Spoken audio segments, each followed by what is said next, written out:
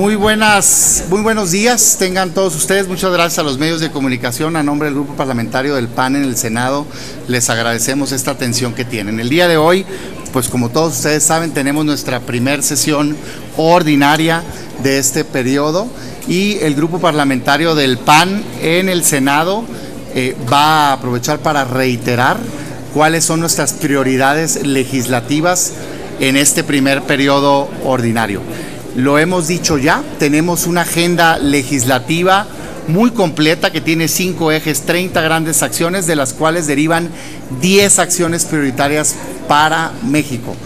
10 acciones que incluyen desde el combate frontal a la corrupción, vía el fortalecimiento del Sistema Nacional Anticorrupción, una justicia que sea verdaderamente objetiva con la Fiscalía General Autónoma Independiente, el impulso a empleos de calidad, de acceso a crédito, el impulso a una educación también de calidad e intercultural, el buscar dar marcha atrás a acciones que han dañado los bolsillos de los mexicanos, como lo son el gasolinazo, con la propuesta de reducción del impuesto especial en la materia o la reducción del IVA en la frontera, así como propuestas muy específicas de seguridad pública, como lo son el mando mixto, la Secretaría de Seguridad Ciudadana, entre otras grandes acciones que son nuestros 10 ejes principales a impulsar en este primer periodo ordinario por todo el grupo parlamentario del PAN en el Senado. Con esto reiteramos el compromiso que tenemos de impulsar acciones en beneficio de los mexicanos. Hoy reiteramos que asumimos el rol que la ciudadanía nos dio, un rol de oposición, la primera oposición en el país, una oposición que será de ideas firmes, fuertes, con carácter, con valor, pero siempre responsable y siempre constructivo. Aquello que sea correcto para el país lo vamos a apoyar, pero aquello en donde se esté presentando algo que daña los intereses de los ciudadanos, estará aquí el grupo parlamentario y todos y cada uno de los senadores y senadoras del PAN para defender a los mexicanos. Partiendo de estas 10 grandes acciones que dimos a conocer el día domingo y que serán parte de nuestra agenda legislativa y que hoy presentaremos al Pleno del Senado en un posicionamiento, hoy iniciamos con 2 iniciativas de ley que forman parte de estas 10 acciones, que son la reducción de los precios de la gasolina vía la reducción del impuesto y la disminución del 16 al 8% del IVA en la frontera.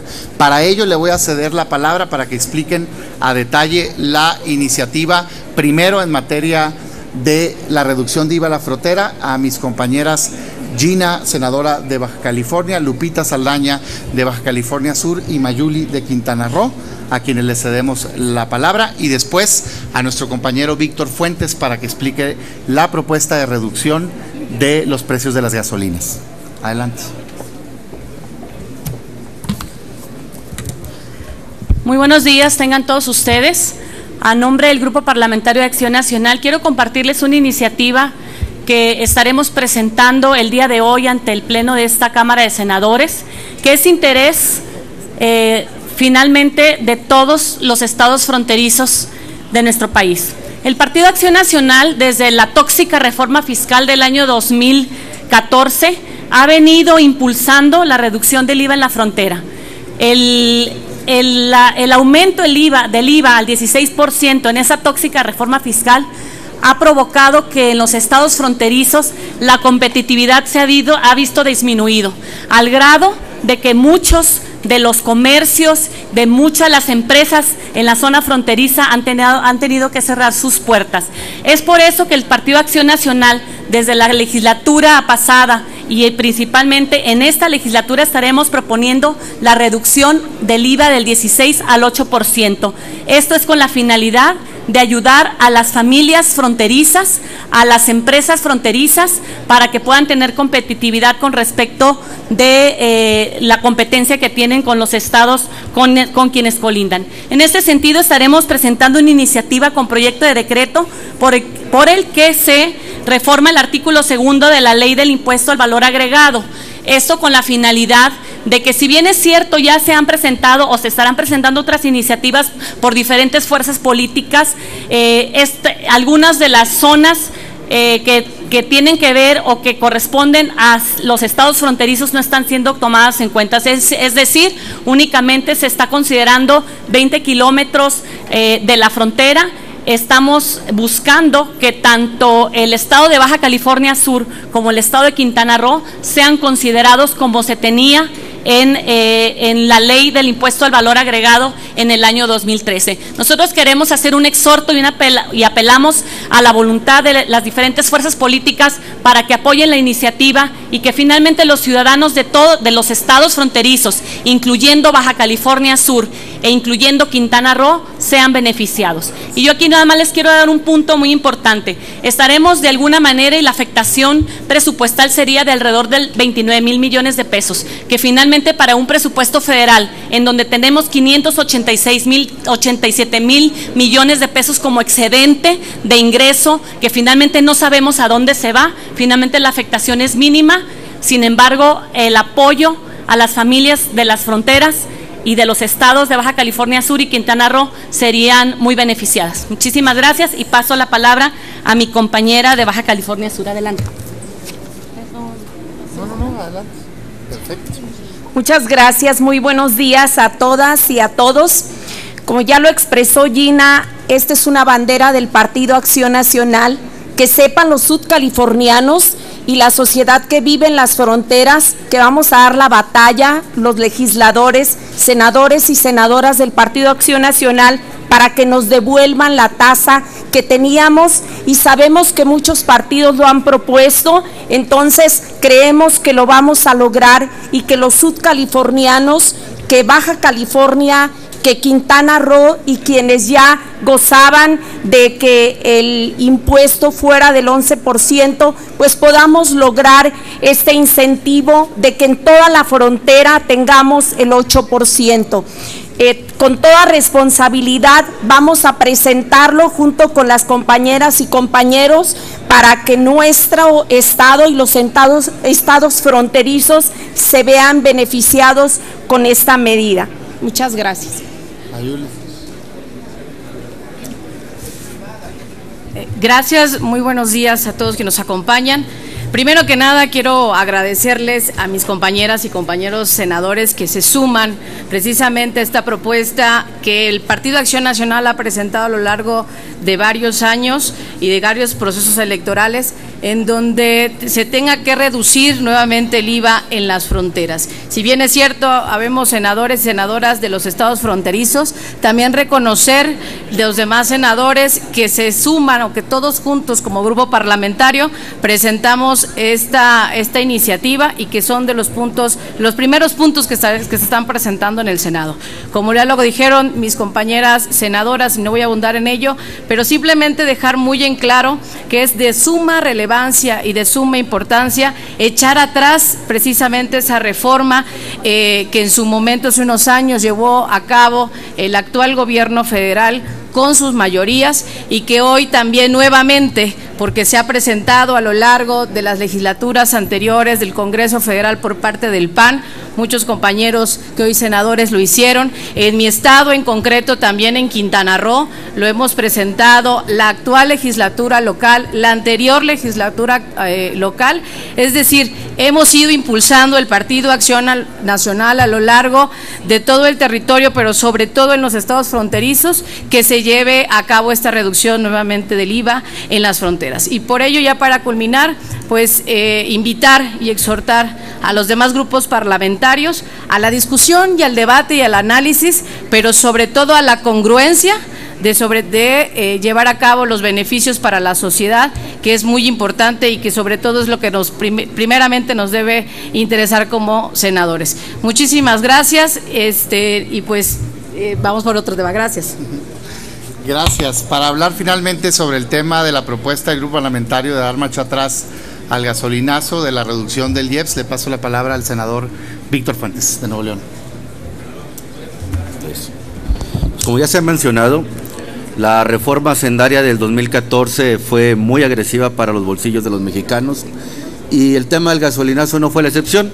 Contribuyó mucho a este sobrecobro y sobre recaudación que ha tenido el gobierno de Peña Nieto, que incrementó en los últimos 3-4 años en más de 1,5 billones el presupuesto de ingresos del país.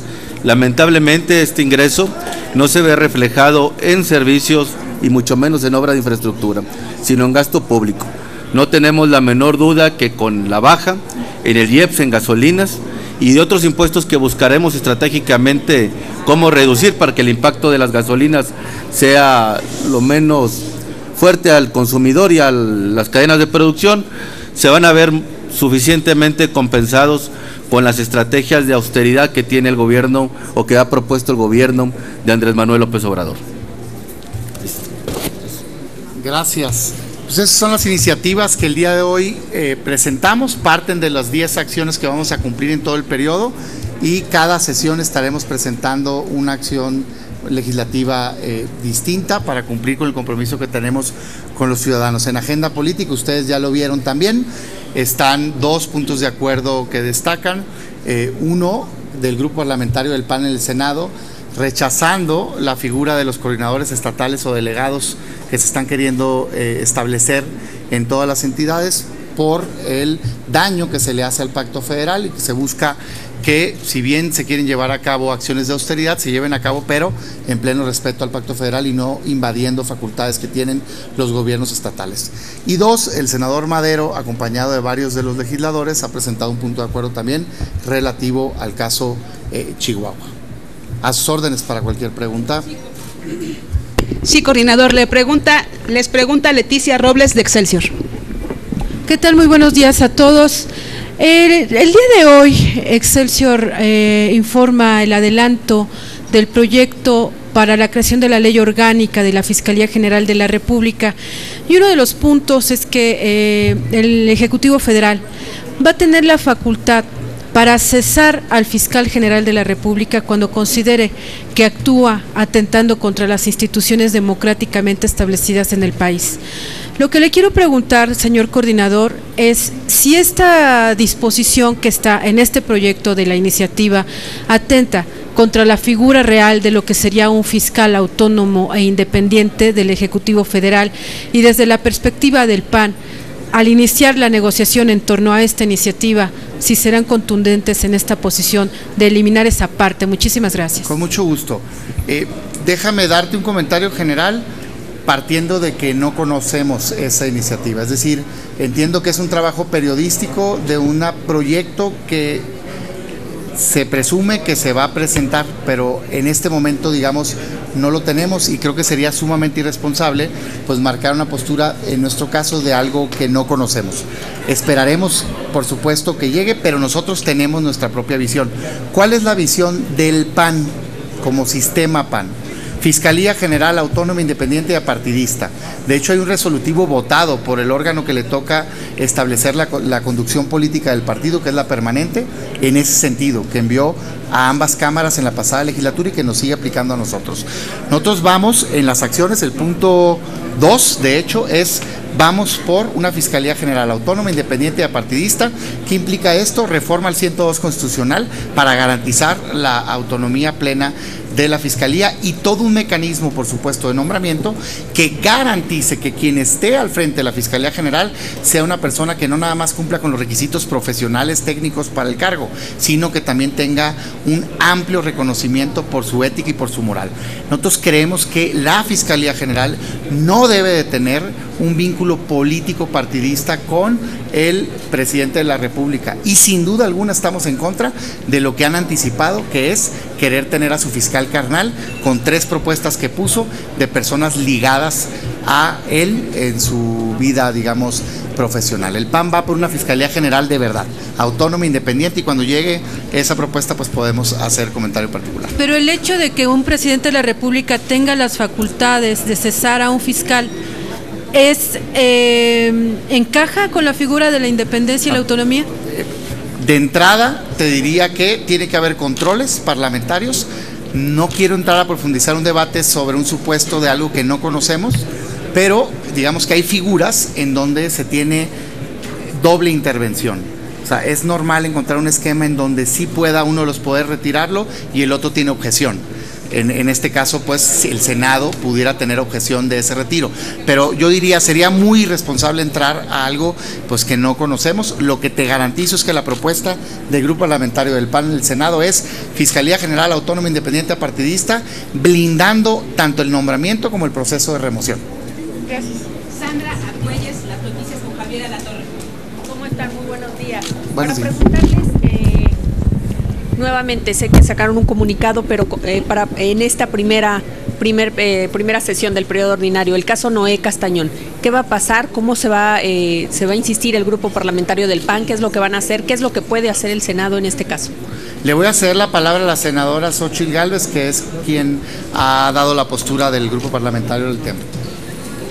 Antes que nada, muy buenos días. Simplemente comentar que el día de hoy la senadora Malú Micher y su servidora recolectamos el apoyo de nuestras respectivas bancadas, el total de la bancada de Morena, el total de la bancada del PAN, para pedir que no tome posesión el senador hasta que se resuelva su situación legal. Creemos que el fuero no puede servir para seguir protegiendo pues el no enfrentar la justicia. Entonces nuestra posición en ese sentido ha sido clara y de toda la bancada del PAN, y ya se le entregó al presidente de la mesa directiva para que pueda no tomar posesión. ¿Qué respuesta le dio el presidente? Pues se le entregó el documento, firman todos los senadores de Morena, firman todos los senadores del PAN y pues estamos en espera de la respuesta. ¿Okay? Gracias. Federico Lamón, de ABC Radio. Gracias. En el micrófono, por favor. Preguntarle, senador, el presidente electo tendrá bajo su responsabilidad el nombramiento de 40 nombramientos hará, entre ellos INAI, el próximo ministro de la Suprema Corte de Justicia de la Nación, el vicegobernador del Banco de México. Ustedes como grupo parlamentario del PAN, ¿qué garantías ofrecen para que no se apliquen las mismas mayorías de ayer y se respete el equilibrio necesario entre poderes en esos nombramientos? Claro. Dependiendo del caso, del tipo de nombramiento, es la mayoría que se requiere. Hay unos que requieren mayoría simple y otros que requieren 2/3 partes del Senado. En todos los casos que le correspondan al Senado, el grupo parlamentario del PAN en el Senado va a tomar decisiones pensando en la institución, pensando en el país, no en cuotas. Nosotros estamos en contra de las cuotas partidistas en los nombramientos de los diferentes funcionarios que deben ocupar los cargos en los institutos. Le ha hecho mucho daño al país el nombramiento vía el reparto de espacios, y lo que este grupo parlamentario va a estar empujando son perfiles, la gente, hombres y mujeres adecuados para encabezar cada uno de los cargos que en su momento se pongan a consideración del Senado. Silvia Arellano, Milenio. Buenos días, senadores. Coordinador, preguntarle sobre este balance que hizo ayer el presidente Enrique Peña Nieto como sexto informe de gobierno. Él admitía que no se logró la paz que se necesitaba en el país, pero que sí se le dejan muchas fortalezas al próximo gobierno. Conocer su opinión y si no es demasiado tarde que se admitan estas. Sí, la opinión del Partido Acción Nacional, ayer el dirigente la mostraba, la señalaba, y yo retomo algunos de sus comentarios a nombre, por supuesto, de toda la bancada. Definitivamente es un gobierno que no cumplió con las expectativas de los ciudadanos. Entró en una etapa con un alto respaldo de los mexicanos, había una gran expectativa. Creo que quizá el mejor momento que tuvo fue las reformas legislativas, y a partir de ahí vino una pésima implementación, lo hemos dicho. Hoy, si te vas a los números, podemos ver que los resultados no son adecuados. Los gobiernos se evalúan por resultados. En materia económica crecemos a la mitad prácticamente de lo que crecíamos el último año que gobernaba el PAN. Casi el 50% de los mexicanos ganan menos de 2 salarios mínimos, y la deuda pública está cercana a los 50 puntos del PIB, ¿no? A los 50%. En términos de inseguridad, acabamos de pasar por el año más violento desde que se tiene registro de los delitos en nuestro país, y la primera parte del año pues viene peor. Y en términos de corrupción, pues escándalo tras escándalo. Entonces, definitivamente no compartimos que haya tenido buenos resultados el gobierno, y bueno, desde ahí partimos de la realidad que tiene México para plantear la visión de futuro, que es lo que el grupo parlamentario está planteando aquí, con esta agenda que tiene 5 ejes, 30, digamos, acciones legislativas y 10 prioridades que les comentaba yo ahorita. Y el Grupo Parlamentario del PAN pues estará ahí para construir un futuro mejor y para coincidir en todo aquello que sea en beneficio para los ciudadanos. ¿Es una responsabilidad compartida tanto de los estados como del gobierno federal el no haber alcanzado esta paz que se requería? A ver, yo diferenciaría las cosas. Mira, claro que cada gobierno tiene en el ámbito de sus facultades responsabilidades. Sin embargo, la violencia que ha sufrido el país está directamente ligada a la delincuencia organizada y ese es un dato duro. O sea, no se trata de lavarse las manos, simplemente cada quien debe de asumir su responsabilidad. Y en este país, el combate a la delincuencia organizada es facultad exclusiva del gobierno federal. Entonces, si tú ves los homicidios dolosos, que son los que más dañan a la sociedad, el secuestro, la extorsión, está ligado a delincuencia organizada y la delincuencia organizada es materia federal. Entonces, sí creo que el gobierno federal dejó mucho que desear. Y además hay otros indicadores que te lo señalan. No incrementaron el número de policías, por ejemplo. Pareciera que la estrategia fue no hablar del tema y que ya se iba a acabar. Pues los alcanzó la realidad, porque tenemos un clima peor que nunca en materia de inseguridad. Gracias. Víctor Mayén, Capital México. Senadores, buenos días. Entonces, ¿la responsabilidad de tener mejores policías solamente es de la Federación? No. ¿Los gobiernos estatales no intervienen en la formación de capital humano? No. Esto quiere decir que ustedes no comparten la percepción de ayer del presidente Peña Nieto, que deja un mejor país que el que recibió hace 6 años con la administración de Felipe Calderón. Sin duda no es un mejor país en términos de gobierno que el que teníamos cuando gobernaba el PAN. Claro que fueron mejores los gobiernos del PAN y ahí están los indicadores, tanto desarrollo, estabilidad económica, combate a la pobreza, transparencia, inversión proporcional de infraestructura y muchos temas más. En términos de inseguridad, quiero recalcar lo que dijimos. Claro que todas las esferas del gobierno tienen responsabilidad, el gobierno municipal particularmente en temas de prevención, el gobierno estatal tiene las suyas y el gobierno nacional. El comentario que hicimos fue que creo que es incorrecto que un gobierno federal trate de echarle la culpa a los gobiernos estatales y municipales, porque si tú tomas los homicidios dolosos, que es lo que se incrementó exponencialmente en este sexenio, la mayoría están ligadas a delincuencia organizada y la delincuencia organizada es facultad del gobierno federal. Dicho eso, todo el mundo debe de colaborar y por supuesto que el fortalecimiento de la policía viene en todos los niveles de gobierno. Nosotros como grupo, dentro de las 10 acciones, proponemos de hecho el esquema de mando mixto, que implica el fortalecimiento de la policía desde lo local y que solo en caso de que la policía municipal o la policía estatal no pueda cumplir con su función, entre el ámbito superior de manera subsidiaria temporal a ayudar a que se garantice la seguridad y la paz en un estado o en un municipio. Pues muchas gracias. Tenemos una última pregunta. Sí. Erika Hernández, Reforma. Gracias, senadores. Preguntarles, ¿cómo ven este plan de austeridad que quiere quiere aplicar Morena y que ya lo da por un hecho? Reducir los vehículos, venderlos, reducir las comisiones, preguntarles concretamente qué opinan de esto, si es lo más viable y qué comisiones están aspirando ustedes. El primer tema, ahorita se va a dar a conocer en el Pleno un acuerdo que logramos todos los grupos parlamentarios, no es digamos un acuerdo individual de un grupo, todos por unanimidad de respaldar un plan de austeridad para el Senado de la República.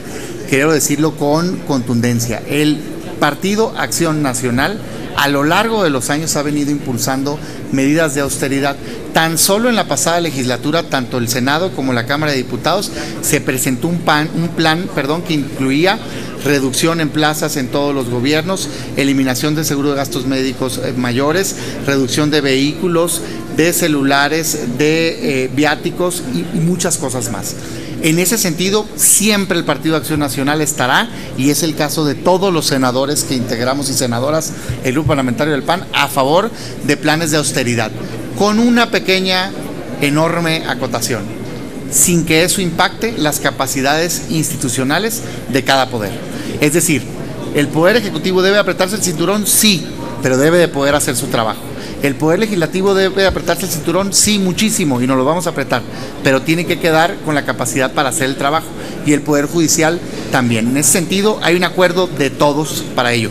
De comisiones, estamos proponiendo en el acuerdo una reducción de lo que se tiene hoy de comisiones, será informado también. Nosotros entraremos a una negociación que empieza el día de hoy, cuando se instale la Jucopo en unos minutos más, y ahí empezaremos un programa pues, de negociación con las diversas fuerzas políticas representadas en el Senado, en donde estaremos marcando nuestras prioridades. Por supuesto que queremos ser parte de la vida del Senado, tenemos una representación de 24 senadores y la haremos valer en los distintos espacios. Porque ellos quieren bajar hasta 40, 42 las comisiones y se quieren quedar con un poco más de 20, lo que restaría para las demás fuerzas políticas. Hay 30 comisiones por ley, que el Senado para anterior haya subido a 64, es un tema, pero las que son 30. Entonces, de 64 sí estamos todos en la sintonía de reducir. Vamos a sacar un acuerdo de a cuántas. ¿Hay alguna en particular que les interese? Tenemos una estrategia, por supuesto que el tema anticorrupción y muchos más, pero yo les diría lo siguiente: vamos a entrar en una negociación y por estrategia, pues haremos valer nuestras prioridades en la mesa de negociación. Tenemos un mes para lograr este acuerdo y les garantizo que el Partido Acción Nacional va a buscar este cuerpo de senadores, estar muy representado en las comisiones importantes de la Cámara, que todas lo son, pero bueno, digamos en los temas de interés, que si se fijan, los pueden, digamos, ver basado en las 10 prioridades que tenemos ya como grupo parlamentario. Muchas gracias a todos ustedes por su atención. Gracias a ustedes.